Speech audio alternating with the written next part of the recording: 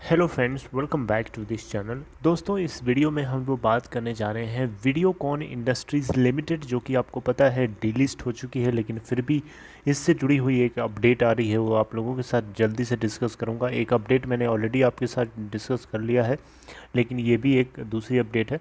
लेकिन शुरू करें उससे पहले आपसे दो रिक्वेस्ट करना चाहूँगा। पहली रिक्वेस्ट कि अगर आपको डीमेट अकाउंट या ट्रेडिंग अकाउंट ओपन कराना है तो डिस्क्रिप्शन बॉक्स में देख सकते हैं, आपको एक लिंक मिल जाएगा।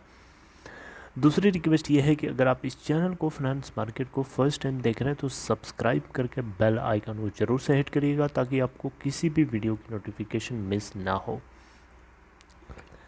दोस्तों, जैसा कि मैंने आपको बताया था, वीडियोकॉन इंडस्ट्रीज़ लिमिटेड की ब्राज़ील के अंदर $2 बिलियन की एसेट है, जिसको लेकर के 11 बिडर्स सामने कंपटीशन में है, जिसमें इंडिया से वेदांता भी है, वेदांता लिमिटेड। और वेदांता की ही एक कंपनी है जिसका नाम है ट्विन स्टार। इस कंपनी ने वीडियोकॉन इंडस्ट्रीज़ लिमिटेड के एसेट्स को एक्वायर करने की कोशिश करी है, इंडियन एसेट्स को। लेकिन यहाँ पे बताया जा रहा है कि अगर ब्राज़ील के एसेट्स को ये एक्वायर कर लेता है, उस केस में लेंडर्स के लिए काफ़ी ज़्यादा और इनको रिकवरी हो सकती है।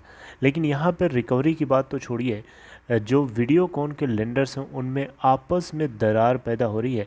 आप देख सकते हैं, लिखा है rift among Videocon lenders. BoM यानी बैंक ऑफ महाराष्ट्र, SIDBI और IFCI, ये कुछ ऐसे फाइनेंशियल इंस्टीट्यूशंस हैं, बैंक्स हैं, जिन्होंने इस पूरे रिजोल्यूशन प्रोसेस को रिजेक्ट किया है और national company law appellate tribunal में फाइल भी कर दिया है। तो दोस्तों, अब यहाँ पे सवाल उठता है कि क्या इस रेजोल्यूशन प्लान को कैंसिल कर दिया जाएगा। अगर हाँ, तो फिर दूसरा जो रेजोल्यूशन प्लान तैयार होगा, यानी दूसरा जो रेजोल्यूशन एप्लीकेंट होगा, जैसे इस केस में twin star holding, twin star ने अपने इस कंपनी के वीडियोकॉन इंडस्ट्री लिमिटेड के शेयर होल्डर्स को इक्विटी वैल्यू को ज़ीरो कर दिया। लेकिन कोई ज़रूरी नहीं है कि दूसरा अगर आएगा तो वो इसके इक्विटी को ज़ीरो करेगा, हो सकता है ऐसा भी हो कि वो कैरी ऑन कर सकता है। लेकिन यहाँ पे क्या इस पूरे रेजोल्यूशन प्रोसेस को ज़ीरो कैंसिल कर दिया जाएगा, रिजेक्ट कर दिया जाएगा? देखिए, इस चीज़ को मैं कंफर्म यहाँ पे नहीं बता सकता, क्योंकि ये बात कहीं ना कहीं जो है पहले से बताना मुझे लगता है कि ये सही नहीं हुआ, क्योंकि ये ऐसा कुछ मेंशन नहीं है। आपको पता होना चाहिए, नेशनल कंपनी लॉ ट्रिब्यूनल ने इस पूरे रेजोल्यूशन प्रोसेस को ग्रीन सिग्नल दे दिया है, और इसमें 95% जो है हेयर कट जो है इसके लेंडर्स को देखना पड़ा है। सोच सकते हैं, 95%, यानी 100 में से 95% कैपिटल जो है पब्लिक मनी इरोड हो गई, ख़त्म हो गई, सिर्फ 5% रिकवरेबल है। तो देख सकते हैं यहाँ पे कुछ ये फाइनेंशियल इंस्टीट्यूशंस हैं जिनको बिल्कुल भी इसका रेजोल्यूशन पसंद नहीं आया, क्योंकि उनका जितना एक्चुअली में अमाउंट लगा हुआ है उसका बहुत ही कम पार्ट इनको मिल रहा है, जिसके चलते इन्होंने वोटिंग जो बिड लगाई जाती है, तो उसके लिए जो कमेटी ऑफ क्रेडिटर्स होते हैं वो मिल करके वोटिंग करते हैं। तो यहाँ पे इन कुछ फाइनेंशियल क्रेडिटर्स ने वोटिंग जो है डिसेंटिंग, इनको फाइनेंशियल क्रेडिटर्स बोलेंगे, क्योंकि ये इस रेजोल्यूशन प्रोसेस के फेवर में वोटिंग नहीं किया है। राइट, तो यहाँ पे टोटल 35 फाइनेंशियल क्रेडिटर्स थे, जिसमें से 4 ऐसे हैं जिन्होंने डिसेंटिंग किया है, यानी अगेंस्ट वोटिंग करी है, और 12 ऐसे हैं जिन्होंने एब्सटेन किया है वोटिंग से, यानी वोटिंग वो नहीं करेंगे। यानी सीधा सीधा इनकी नाराज़गी जो है सीधे सीधे जाहिर है कि इनको जितना इनका है उतना कम से कम या उससे काफ़ी ज़्यादा कम नहीं चाहिए। बैंक ऑफ महाराष्ट्र की टोटल शेयर वैल्यू है 1.7%, 1.97%। वीडियोकॉन इंडस्ट्रीज़ लिमिटेड के अंदर SIDBI की होल्डिंग है 0.53%, और IFCI की होल्डिंग है 1.3%, और ABG शिपयार्ड की होल्डिंग है 0.024%।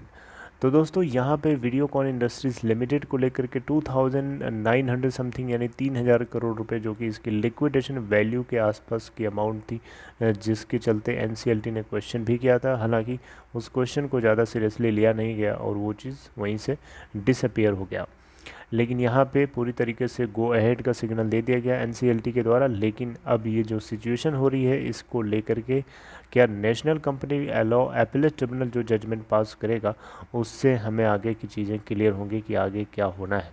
देखिए, मैं तो यही उम्मीद करूंगा कि इस कंपनी के अंदर जितने भी स्टेक होल्डर्स हैं उन सभी को कैरी ऑन किया जाए, उन सभी को इरोड ना किया जाए, उन सभी की भावनाओं को, उन सभी की वैल्यू को इज्जत दिया जाए, क्योंकि उनके हार्ड अर्नड मनी इस कंपनी में लगे हैं, कोई मजाक नहीं है, कोई फ्री में नहीं उन लोगों ने कहीं से लूट के नहीं लगाया था, उनकी मेहनत का पैसा है, उनकी हार्ड वर्कड मनी का, उनकी बहुत मेहनत का पैसा है।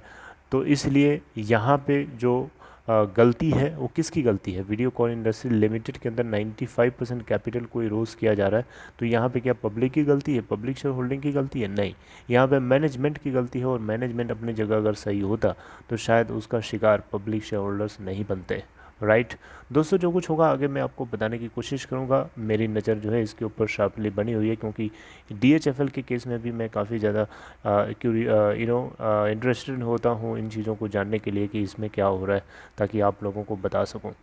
तो वीडियोकॉन को लेकर के ये अपडेट मुझे लगा कि आपको बतानी चाहिए। आई होप कि आपको ये इन्फॉर्मेशन अच्छी लगी। आगे कुछ इससे जुड़ी हुई अपडेट आती है तो आपको डेफिनेटली बताने की कोशिश करूँगा। Till then take care.